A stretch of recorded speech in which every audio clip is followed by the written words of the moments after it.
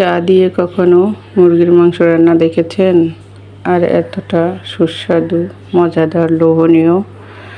এটাকে বলে গোলাবাড়ির মুরগির মাংস রান্না। আসসালামু আলাইকুম প্রিয় ভাই ও আপুরা, দেশ ও দেশের বাহিরে যে যেখান থেকে আমার ভিডিও দেখছেন সবাইকে জানাই আন্তরিক শুভেচ্ছা। আজকে আমার ভিডিওতে থাকছে কিভাবে আমরা মশলা সংরক্ষণ করে রাখতে পারি খুবই দ্রুততার সাথে রান্নার জন্য। সবসময় শুকনো গুঁড়ো মশলা সবাই রান্নার ভিতরে দেখিয়ে থাকে। আজকে আমি দেখাবো কিভাবে আমরা যে রান্নার যে মশলা, নরমজাত মশলা কিভাবে সংরক্ষণ করে রাখতে পারি। আর এই মশলাটা এতটাই সুস্বাদু হয়। তো দেখতে পাচ্ছেন এখানে আমি বড় বড় করে আদা, আস্ত রসুন, পেঁয়াজ, এলাচি, দারচিনি আর শুকনো মরিচ এগুলোকে তেলের উপরে দিয়ে দিয়েছি এবং দিয়ে দিলাম আস্ত জিরা।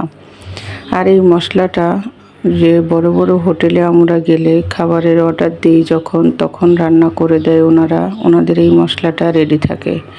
আর একদমই হোটেলের স্বাদ এই মশলার ভিতরে থাকে।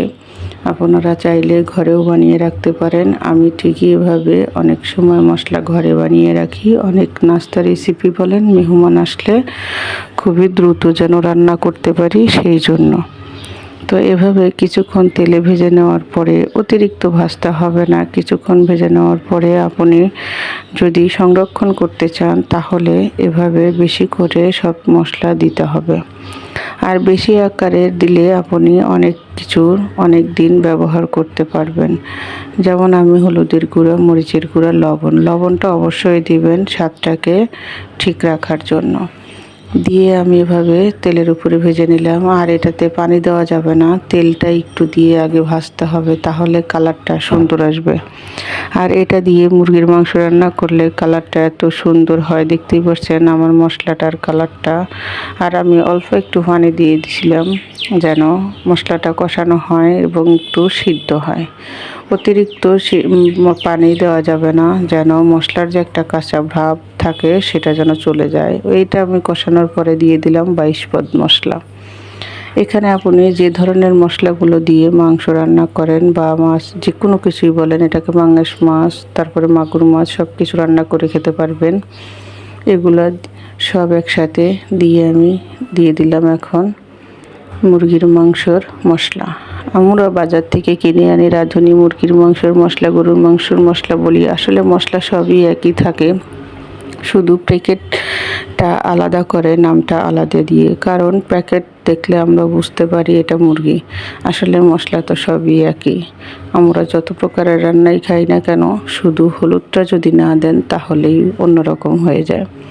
তো এভাবেই আমি সবসময়, দেখুন কালারটা কত সুন্দর, দেখেই লোভনীয়, মানে মনে হচ্ছে যে কতটা মজা হয়েছে বা সুস্বাদু হবে তরকারিতে দিলে। এখনই বোঝা যাচ্ছে। আমি এইভাবে মশলা বানিয়ে ব্লেন্ডার করে আমি সুন্দর করে রেখে দেই বাটিতে করে। যখন আমার কোনো কিছু রান্নার দরকার থাকে আমি এগুলাকে আগে বের করে রেখে দিয়ে ঠান্ডা যখনই হয়ে যায় তখন আমি মাংস রান্না করি বা অন্য সবজি রান্না করলেও আপনি দিতে পারবেন। এখানে যেরকম কোনো প্রকারের অতিরিক্ত মশলা দেওয়া নেই, আপনি চাইলে মাংসতে দেওয়ার পরে পরিমাপ মতো ঝালটা অ্যাড করতে পারেন বা হলুদটা। কিন্তু এই মশলাটা থাকলে হবে কি, আপনার কষানোর যে একটা সময়টা বেঁচে যাবে, অনেক সময় বেঁচে যাবে। আর আমি মাংসের মশলাটাকে ব্লেন্ড করে নিয়েছি। তো দেখুন এটাকে দিয়ে আমি ভালো করে মাংসগুলো আগে লেবু দিয়ে ধুয়ে রেখেছিলাম। আমি সবসময়ই মুরগির মাংসগুলা, যেটা ব্রয়লার বলেন যাই বলেন, আমি লেবুর রস দিয়ে আগে ধুয়ে ফেলি, না হলে ভিনেগার দিয়ে ধুয়ে পানি চাকা দিয়ে রেখেছিলাম। এখন এটাকে মশলা মেখে রেখে দিলাম। আমি বেশি সময় রাখতে পারি নাই, আপনারা চাইলে 1 ঘন্টাও রাখতে পারেন, যত সময় রাখা যাবে ততটা ভালো হয়। তো আমি এটাকে রান্না করব, যেহেতু গোলাবাড়ির মুরগির মাংস রান্না, সে তো গোলা শব্দটা আসলে গ্রামগঞ্জের কথা মনে পড়ে। আর গ্রাম মানেই মাটি, আর মাটির কড়াইতে রান্না করলে তো আরও বেশি মজা হবে। এই জন্য আজকে আমি মাটির কড়াইতেই রান্না করব। আর এই রান্নাটা আপনারা চাইলে যে কোনো সময় যে কোনো মেহমান আসলে করে খাওয়াতে পারেন। যে কখনো কোনো দিন এই মুরগির মাংস খায়নি সেও খাবে, আর ব্রয়লার মুরগি যে পছন্দ না করে সেও বুঝতে পারবে না যে এটা ব্রয়লার মুরগি রান্না এভাবে রান্না করলে। তো একবার হলেও আপনারা বাসায় ট্রাই করবেন। ভিডিওর এই পর্যায়ে এসে যদি আমার ভিডিওর কোনো একটু অংশ ভালো লেগে থাকে অবশ্যই আমার চ্যানেলটিকে সাবস্ক্রাইব করবেন, লাইক কমেন্ট শেয়ার করবেন, পাশে থাকা বেল আইকনটি বাজিয়ে দিবেন, আমাকে বেশি বেশি সাপোর্ট করবেন। আর এই মুরগির মাংস রান্নাটা আপনার বন্ধু বান্ধবী বা আত্মীয় স্বজনদের মাঝে শেয়ার করতে পারেন, যেন তারাও ট্রাই করে দেখতে পারে। আসলে খুব মজার একটি রেসিপি। আর মাটির চুলায় মাটির কড়াইতে রান্না তো অনেক মজা হয়, আর আমি যেহেতু গ্যাসে রান্না করতেছি কিন্তু মাটির কড়াইতে আমার কাছে খুবই ভালো লাগছে। আর এটার যে একটা কালার হয় এই মশলাটা দিয়ে দিলে দেখা যায় আপনি যদি একটু চাইলে পরে হলুদ মরিচের গুঁড়া অ্যাড করতে পারবেন। তো এটাতে যা লাগবে মাংসটা কষাতে কষাতে আমি দিয়ে দিলাম এখন একটি চুলাতে ছোট পাতিলে অল্প একটু পানি দিয়েছি। আর আমার এটা লাগবে হচ্ছে চা পাতি, আমি লিকারটা বানিয়ে নিচ্ছি একটু ঘন করে। আর এই গোলাবাড়ির মুরগির মাংস রান্না করতে অবশ্যই চা পাতাটা দিতে হবে। আপনারা হয়তো শুনলেও অবাক হবেন, আসলে তা না, এটার মজাটাই অন্যরকম। আমি চা পাতিটা রেখে সুন্দর করে আগে লিকারটা বানিয়ে রেখে দিলাম। তো দেখুন আমার মাংসটাও কষানো হয়ে গেছে, কালারটা কত সুন্দর হয়েছে, আর দেখতে যেটা সুন্দর হয় সেটা খেতেও মাশাআল্লাহ মজা। আর আসলেই খুব সুস্বাদু মজাদার হয়েছিল আমার রান্নাটা। আর এই গোলাবাড়ির মুরগির মাংস রান্না আপনারা একবার খেলে আবার খেতে চাইবেন, এরপরের থেকে আপনি সবসময় এভাবেই রান্না করতে চাইবেন। আমার মাংসটা প্রায় কষানো হয়ে যাচ্ছে, আর এটাকে ভালো করে কষিয়ে নিতে হবে। আমি এই পর্যায়ে এসে দিয়ে দিলাম একটু লেবুর রস, আর আপনারা চাইলে এখানে সয়া সসও ব্যবহার করতে পারেন। আমার যেহেতু আজকে সয়া সস নেই এই জন্য আমি দিয়ে দিলাম লেবুর রসটা। আর লেবুর রসটা দেওয়াতে মুরগির মাংসর যে একটা ঘ্রাণ থাকে যা অনেকেই পছন্দ করে না সেটা থাকবে না, আর এটার অন্যরকম একটি স্বাদ নিয়ে আসে। আমি মনে করি খুবই ভালো হয়, মাংসটা সিদ্ধ হলেও ভেঙে যায় না, আস্তে আস্তে থাকে। তো মাংসটা দেখছেন আমার কত সুন্দর কষানো হয়েছে। আমি সবসময়ই মুরগির মাংস রান্না করলে ভালো করে এভাবে কষিয়ে কষিয়ে রান্না করি, কারণ ভালো করে না কষালে কালারটা সুন্দর হয় না। আর যে মশলাটা দিয়েছি আপনারা চাইলে এভাবে মশলা সংরক্ষণ করতে পারেন। অনেক সময় আমরা মশলা কষানোর সময় অল্প হয়ে গেলে তরকারি মজা লাগে না, হাতে সময় যখন থাকবে তখন এভাবে মশলাটা বানিয়ে নেবেন।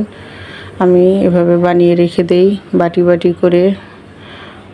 দেখা যায় যে সব সময় কাজে লাগে, মেহমান আসার কথা শুনলেই আমি বাজে কোনো সময় আমার দ্রুততার সাথে শুনলেই আমি ওগুলো দিয়ে রান্না করে ফেলি। তো আমার মাংসটা কষানো হয়ে গেছে, দিয়ে দিলাম পরিমাপ মতো ঝোল। আর এই ঝোলটাকেও আমি একদম শুকিয়ে ফেলবো, আপনারা চাইলে ঝোল রাখতে পারেন, আমি যেহেতু বেশি একটা ঝোল পছন্দ করি না। তো এই পর্যায়ে আমি দিয়ে দিলাম, ঝোলটা দেওয়ার পর যখন বলক আসছে তখন দিয়ে দিলাম আমি চা পাতার যে লিকারটা বানিয়ে রেখেছিলাম সেইটা। আর এটা পরিমাপ মতো দিতে হবে, অতিরিক্ত বেশি দেওয়া যাবে না, অতিরিক্ত কমও দেওয়া যাবে না, আর একটু ঘন করে বানাতে হবে এটা। দেওয়ার পরে দেখতে পাচ্ছেন আস্তে আস্তে কালারটা অনেক ভালো হয়ে আসছে।